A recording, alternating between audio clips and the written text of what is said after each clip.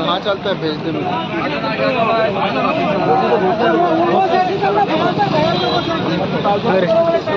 घोषणा दो। वाहन चालक मालक एक जुटीत का, वाहन चालक मालक एक जुटीत का,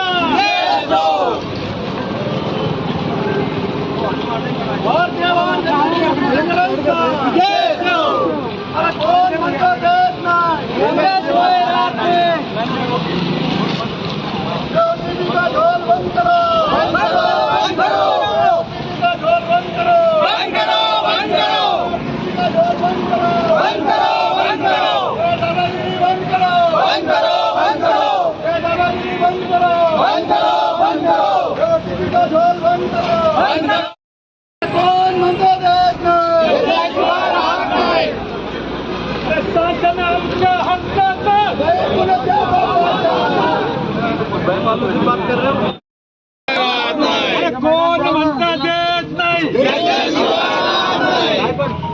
या जुलमी सरकारचं करायचं काय, या तालिबानी सरकारचं करायचं काय।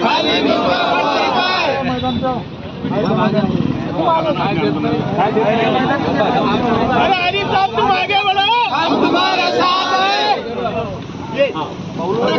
तुम आगे बढ़ो, हम तुम्हारे साथ हैं। आरिफ साहब तुम आगे बढ़ो, हम तुम्हारे साथ हैं। भारतीय वाहन खरेदी विक्री संघटनांचा विजय हो। काय काय मागणी सरकार।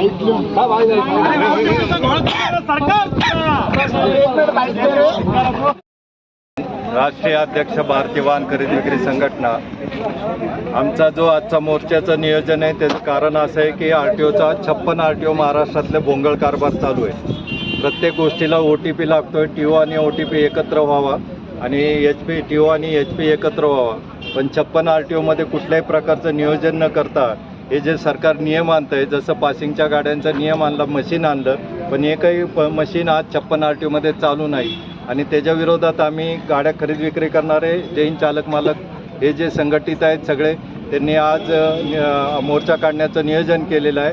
अत्याचार आणि लुटालूट असा प्रकार आज सध्या सगळ्या RTOला चालू आहे आणि आता नागपूरचं उदाहरण तर आपण जिवंत बघितलं की जे पंटर लोक आहेत ते पैसे गोळा करून RTOला देत आहेत आणि RTO लोक त्या गाड्या वेळेवर पासिंगसुद्धा करत नाही किंवा आमचे पेपर जे आहेत, म्हणजे आम्ही जे छोटे मोठे डीलर आहोत गाड्यांचे, 1-1, 2-2, 10-10, 20-20, 50-50, 100-100 गाड्या सांभाळणारी लोक आहेत आणि त्याच्यातनं आमच्या हातात एक गाडी जर 1 महिना थांबली, एक जर लहान डीलर असेल त्याची गाडी 1 महिना जर थांबली तर त्यांनी घरी खायचं काय, 10-20 हजार रुपये एका गाडीमागं मिळतात आम्हाला।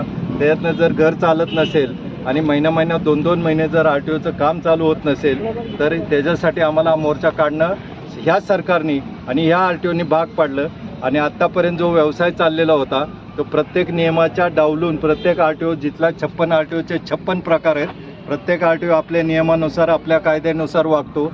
आज आम्ही ज्या RTO साहेबांना भेटायला चाललोय ते जर नाही भेटले, काय नाव आहे त्यांचं, काटोळे साहेब, हा RTO जे औरंगाबाद छत्रपती संभाजीनगरचे जे RTO ते जर आज भेटले नाहीत तर 7 तारखेला कुठल्याही परिस्थितीत आम्ही चक्री उपोषणला 56च्या 56 RTOला बसणार आहोत।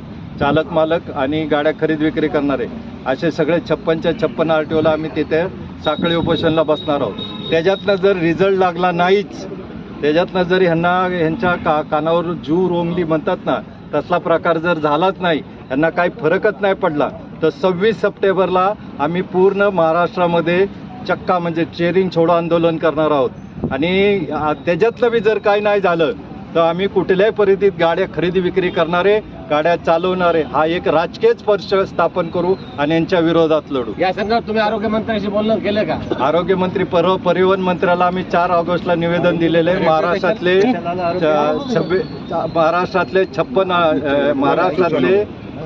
26 कलेक्टर आणि 360 तहसीलदारांना आम्ही 4 ऑगस्टला निवेदन दिलेलं आहे। त्याच दिवशी 4 ऑगस्टला प्रताप सरनाईक परिवहन मंत्री यांना निवेदन दिलेलं आहे, परिवहन सचिव त्यांना निवेदन दिलेलं आहे। त्याच्यानंतर नार्वेकर म्हणून जे कमिशनर आहे त्यांना 4 ऑगस्टला निवेदन दिलेलं आहे। 7 ऑगस्टला त्यांनी एक GR काढलेला होता की GR मध्ये त्यांनी आम्हाला ही कबुली दिलेली होती, आमच्याजवळ त्याचे पुरावे आहेत, GR आहे त्याचा JR मध्ये ही कबुली दिलेली होती की 16 तारखेपासून 15 ऑगस्ट नंतर आम्ही 16 ऑगस्ट नंतर आम्ही काम सुरळीत चालू करू. पण अद्यापही काम आज 25 तारीख आहे, आज कुठल्या अजून बी काम सुरळीत झालेलं नाही.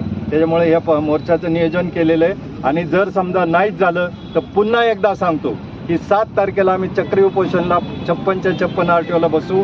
7 तारखेला त्यांना काही फरक पडला नाही सरकारला तर आम्ही चक्का जाम 26 तारखेला करू. त्याच्यातला बी काय फरक पडला नाही तर आम्ही एक गाडी खरेदी विक्री करणारे वाहन चालक हे एक राजकीय पक्ष स्थापन करू आणि त्यांच्या विरोधात लढू. आरटीओच्या कोणकोणत्या जाचकाठी आहे? RTOच्या पहिली गोष्ट 2 नियम सांगतो भाई, की पहिली जे 34 नियम आहेत त्याच्यामध्ये 2 कायदे असे 2 प्रकार असे. लुटालुटीचा एक जिवंत उदाहरण सांगतो की पर्यावरण कर ज्याला 1,500 रुपये गुणिले कारमध्ये 12 कोटी गाड्या आणि पर्यावरण कर 1,500 गुणिले 9 कोटी गाड्या आणि PUC 200 रुपये 9 कोटी गाड्या आणि 12 कोटी गाड्या. तर त्याच्यामध्ये हिशोब करा. हिशोब सांगून मला मी 1 लाख रुपये बक्षीस द्यायला तयार आहे त्याला की कोणी हिशोब सांगितला. आणि OTPचा एवढा मोठा प्रॉब्लेम आहे, मी आत्ताच सांगितलं की OTPला आता RTO ऑफिसमध्ये शौचालयाला गेलं तरी OTP लागेल की OTP दिल्यानंतरच शौचालयाला जायला मिळेल, असा प्रकार सध्या चालू आहे.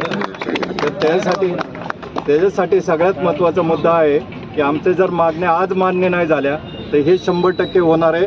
हे सरकारने ध्यानात ठेवावं आणि RTO ऑफिसरने सुद्धा ध्यानात ठेवावं. हे हलक्यात घेऊ नये, हे चेष्टेत घेऊ नये. जर हे चेष्टा ठरली तर त्याची फळं भोगावं लागतील. किती लोक संबंधित आहे? आज आमचे 8 लाख लोक महाराष्ट्रात काम करत आहेत, खरेदी विक्री करणारे आणि एजंट लोक. आणि 1,70,00,000 ड्रायव्हर आहेत महाराष्ट्रामध्ये आणि 80 लाख गाड्या आहेत ज्या आता चालवल्या जातात खाजगीमध्ये आणि 2 कोटी ट्रक आहेत या महाराष्ट्रामध्ये. तर यांचा संप गुणिले 4. तर यांनी सरकारने लक्षात ठेवावं 2 कोटी गुणिले 4 आणि 4 कोटी गुणिले 2 अशा 8 कोटी लोकांचा फरक ह्या सरकारवर पडल्याशिवाय राहणार नाही. धन्यवाद. नाव सांगा. माझं नाव आरिफ खान, मी भारतीय वाहन खरेदी विक्री संघटना राष्ट्रीय अध्यक्ष, जैन चालक मालक संघटना राष्ट्रीय अध्यक्ष.